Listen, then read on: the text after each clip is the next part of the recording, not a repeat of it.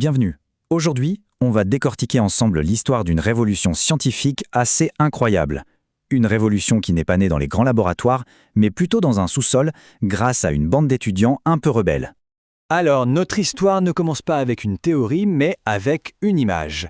Une image assez hypnotique qui, littéralement, a changé le cours de la science. Ça ressemble un peu à un masque de hibou ou peut-être aux ailes d'un papillon. Et pourtant, elle renferme un secret sur la nature même de l'univers. Allons voir ce qui se cache derrière tout ça. Pour bien comprendre cette révolution, il faut qu'on retourne en arrière. Direction la Californie, dans les années 70, sur le campus très particulier de l'université de Santa Cruz.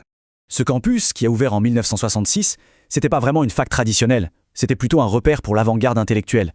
Imaginez le décor, niché au cœur des séquoias, avec vue sur la baie de Monterey. L'endroit lui-même, en fait, semblait inviter à penser différemment, à sortir des sentiers battus. C'est clair que cette ambiance de liberté intellectuelle a attiré un mélange assez unique d'esprits brillants, un peu non conformistes, des gens qui ne rentraient pas forcément dans les cases académiques très rigides de l'époque, et c'est précisément là que notre histoire commence à prendre forme. Au cœur de tout ça, il y a ce personnage, Rob Shaw.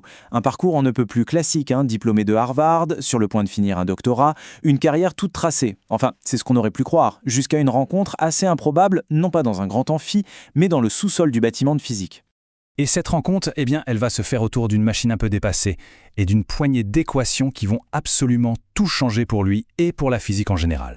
Pour cette expérience, Shaw était en train de bidouiller un vieil ordinateur analogique. Faut bien comprendre, c'est une machine floue qu'on considérait à l'époque comme une impasse technologique. Contrairement aux ordinateurs numériques avec leur logique binaire de oui ou non, les machines analogiques, elles, modélisent des systèmes continus avec toutes leurs nuances. C'était en fait l'outil parfait pour observer le monde tel qu'il est. C'est là qu'un collègue lui a lancé une sorte de défi.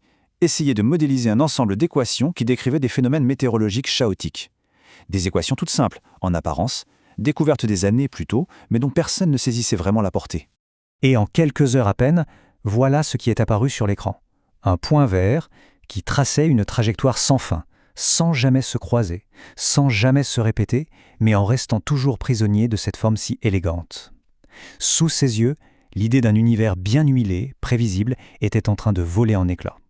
À cet instant précis, Shaw a su. Il a su qu'il ne finirait jamais sa thèse. Il était complètement hypnotisé par ce qu'il a appelé le masque de hibou. Cette forme, c'est ce qu'on appelle un attracteur. C'est un peu la destination vers laquelle le système tend toujours, la forme que le chaos ne peut s'empêcher de dessiner. Et ça illustrait parfaitement cette idée folle de dépendance sensible aux conditions initiales. La moindre petite variation au départ, et hop, la trajectoire changeait du tout au tout en finissant toujours par dessiner ce même motif général. Bien sûr, une obsession pareille, ça n'est pas passé inaperçu. D'autres étudiants, tout aussi curieux et marginaux que lui, ont commencé à graviter autour de cette machine et de cette découverte fascinante. Dwayne Farmer, Norman Packard et James Crutchfield se sont donc joints à Shaw. Et ensemble, ils ont formé le noyau de ce qu'ils ont baptisé le collectif des systèmes dynamiques. D'autres, eux, les appelaient plus simplement la cabale du chaos. Il faut bien se rendre compte qu'ils exploraient une science qui n'avait même pas de nom. Ils étaient seuls, pas de prof pour les guider, pas de livres, rien. En plus, ils devaient faire face au scepticisme des profs de physique et à un manque total de moyens. Ils passaient leur temps à récupérer du vieux matériel pour pouvoir continuer. C'était vraiment de la science de garage. Mais voilà, pour prouver que leurs idées n'étaient pas juste de jolies images, il fallait les connecter au monde réel. Il fallait trouver le chaos, non plus dans des équations, mais dans la nature qui les entourait. Le vrai déclic pour Shaw, ça a été de comprendre que ces fameux attracteurs étranges étaient en fait des moteurs d'information. Un système chaotique, justement parce qu'il ne se répète jamais, il crée en permanence de la nouveauté, de la surprise. Le désordre, ce n'était plus une absence d'ordre, mais une forme d'ordre bien plus profonde et surtout créative. Et pour le prouver, Shaw a imaginé une expérience d'une simplicité géniale, avec un simple robinet qui goutte. L'idée, mesurer très précisément le temps entre chaque goutte et ensuite, sur un graphique, représenter chaque intervalle par rapport à celui qui précède. Il allait montrer que même dans un phénomène aussi banal, il y avait une structure, un ordre caché. Cette technique, qu'on appelle la reconstruction de l'espace des phases, c'est une façon de visualiser le comportement d'un système. Et grâce à elle, une simple liste de chiffres, qui avait l'air complètement aléatoire, se transformait soudain en une structure complexe et magnifique. Ils avaient trouvé un moyen de voir l'ordre caché dans n'importe quel flux de données. C'était énorme. Avec une preuve aussi tangible entre les mains, le groupe était enfin prêt à sortir de son refuge et à présenter ses découvertes au reste du monde. Et leur passage de marginaux à pionniers reconnus a été incroyablement rapide. Le moment clé, ça a été une conférence de physique en 1978. Une conférence où, au départ, il n'était même pas invité. Par un coup du sort, un intervenant s'est désisté et Shaw a sauté sur l'occasion.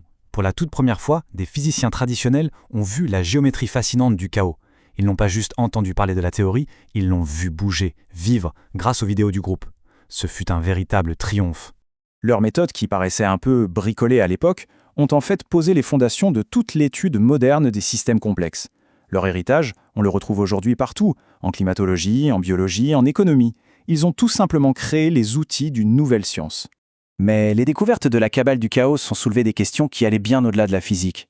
Des questions qui touchaient à la nature même de ce qui est prévisible, de ce qui relève du hasard, de la réalité elle-même. Et c'est sans doute là que se trouve leur héritage le plus profond. Leur travail nous a révélé un univers qui, oui, peut être gouverné par des règles très simples et déterministes, mais qui reste en même temps et pour toujours fondamentalement imprévisible. Un monde où l'ordre et le hasard ne sont pas des ennemis, mais les deux faces d'une même pièce. Et ça nous offre une toute nouvelle façon de penser le monde.